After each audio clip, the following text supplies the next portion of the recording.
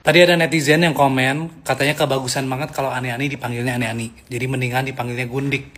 Ya udah, dari sekarang kita bahas Ani-Ani itu Gundik ya guys. Oke guys, jadi sebenarnya aku tuh nggak mau bahas soal si Gundik ini dari awal dan aku nggak ada rencana untuk mengekspos dia atau anaknya. Tapi karena memang aku pernah ketemu anak Gundik ini di salah satu event dan hari ini juga ada event dan kebetulan aku ada feeling bahwa dia tuh bakal ada hari ini. Ternyata bener ada penampakan. Ya secara otomatis gue jadi panas lah, perasaan yang gue pendem dari dulu bangkit dari kubur. Tadi aku juga baca komen katanya sebenarnya anak si Gundik ini tuh nggak salah. Ya memang nggak salah. Tapi satu, karena adanya penampakan rasa sakit gue jadi muncul lagi. Kedua, makin banyak ani-ani yang gak bermoral, yang ngerusak rumah tangga, ngerusak mental, dan juga ngerusak masa depan anak-anak. Jadi gue pengen yang bersalah ngerasain sakit yang gue rasain selama ini. Dan inget ya guys, buah jatuh tidak jauh dari pohonnya.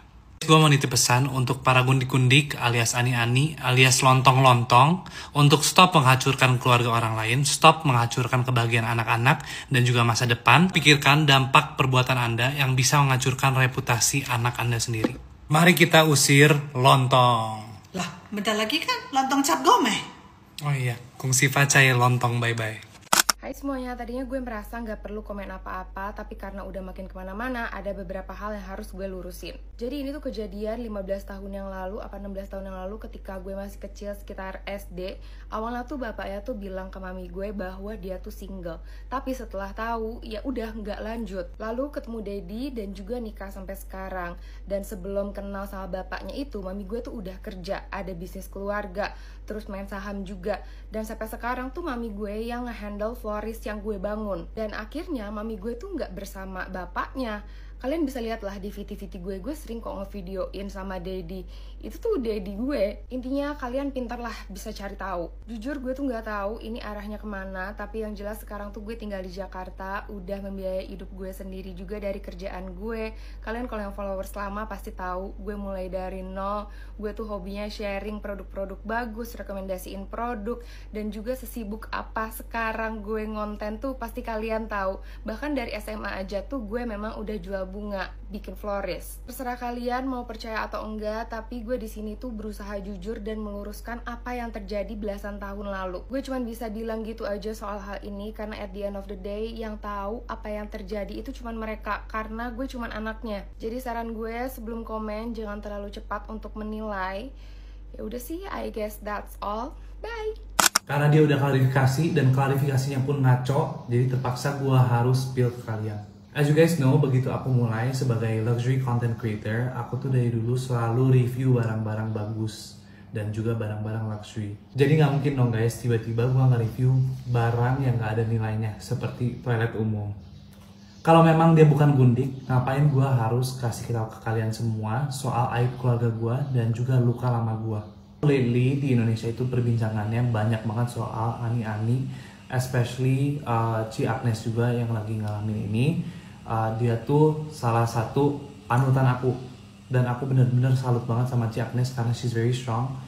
Dan aku tuh langsung kepikiran ke anak-anaknya dia juga karena aku bener-bener gak mau anak-anak orang lain, anak sah yang bisa ngalamin hal seperti yang gue alamin dulu. Dan ini juga sangat amat berat buat gue cerita ke kalian semua. Dia itu menyebarkan informasi yang benar-benar salah dan yang membohongi publik. Walaupun memang ini itu benar-benar aib keluarga yang tadinya gue nggak mau cerita, apapun itu, I just wanna tell the truth to you guys. Jadi listen up, jangan stop nonton dulu, kalian dengerin dulu gue, baru kalian bisa ngejudge. Gue mau jawabin dulu pertanyaan dari kalian, apakah betul bapak gue bilang bahwa dia tuh single ke si Gundik ini? Bokap gue nggak pernah ngomong bahwa dia itu single, ya. Dia udah pernah bicara soal keluarga kita, soal anak-anaknya, dan juga sudah sering pergi liburan dengan keluarga kita sendiri. Keluarga sah, kita sering pergi liburan bareng, dan dia pun diupdate oleh bokap gue. Jadi si Gundik ini udah menjalin hubungan sebelum orang tua gue bercerai, dan setelah bercerai pun mereka masih menjalin hubungan. Jadi poin pertama, si Gundik ini udah pasti tahu bahwa bokap gue itu punya keluarga dan punya anak. Dan yang kedua, lingkungan kita tuh sangat kecil, jadi dia udah mungkin nggak tahu background keluarga gua atau background bokap gua sendiri. Dan yang ketiga, sebagai wanita yang sudah dewasa, yang udah pernah menikah 2 kali dan kedua kalinya pun gagal, seharusnya lu cari tahu dulu dong, kenapa bokap gua single. Dia juga udah agak berusia. Lanjutin dari sentence yang dia ngomong bahwa bokap gua itu single, dan begitu udah tahu, si Gundik ini langsung stop kontak sama dia. Apakah betul? Salah juga. Jadi di tahun 2008 atau 2009, aku itu pergi ke luar negeri bersama keluarga sah aku. Keluarga aku ya, belum bercerai, belum apa. Dan saat itulah aku menemukan bukti perselingkuhan mereka. Orang tua aku itu masih pakai BlackBerry Messenger. Aku lihat dari chat itu dan aku foto profile picture dari si Gundik ini. Jadi sampai sekarang aku tergiang-giang dan aku masih inget banget mukanya seperti apa. Makanya aku bisa tahu siapa si Gundik dan anak Gundik ini. Dan sebenarnya yang bikin gue mau nge-spill ke kalian itu karena gue waktu itu kelas 9 atau 10, sebelum gue jadi influencer, gue pernah ketemu sama si Gundik ini di salah satu mall. Gue itu lagi duduk, lagi makan, dan di meja sebelahnya itu si Gundik. Dan tiba-tiba dia bisik-bisik ke saudaranya atau ke temennya, saya nggak tahu siapa. Dan dia langsung melotot ngeliatin gue dengan cara ngelirik yang nggak enak. Dan kalau memang benar bokap gue bilang bahwa dia itu single, kenapa lu bisa tahu gue siapa? Dan si anak Gundik ini juga kan mengklarifikasikan bahwa begitu si Gundik ini udah tahu bahwa bokap gue itu nggak single, dia langsung stop, nggak ketemu lagi sama bokap gue.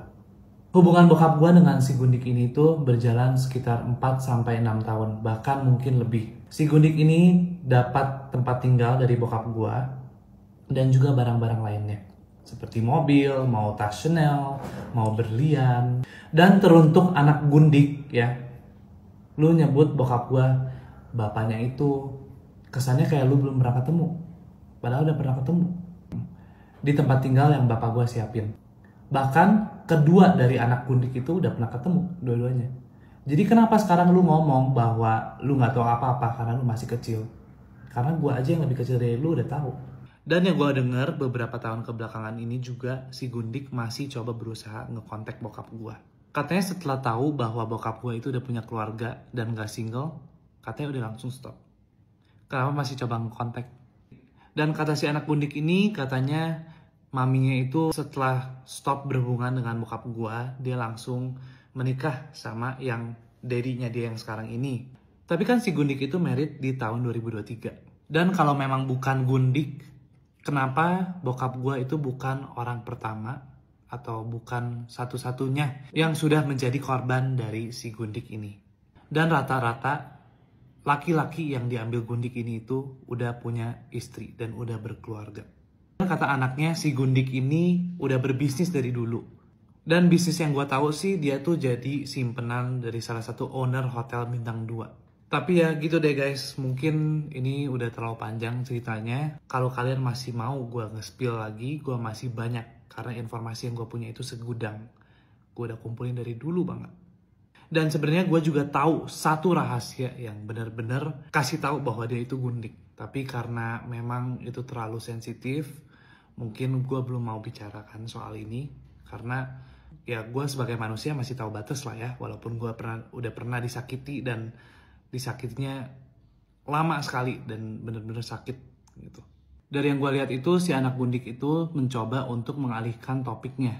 Jadi bahas soal bisnis, soal pekerjaannya dia, soal kerja kerasnya dia dan lain-lain. Gue gak peduli se-hardworking apa atau sebanyak apa bisnis lu. Yang gue lagi bahas itu seorang Gundik dan juga seorang anak Gundik yang menghancurkan masa depan anak dan orang lain juga, yang udah menggores luka yang sangat dalam terhadap gua dan keluarga gua.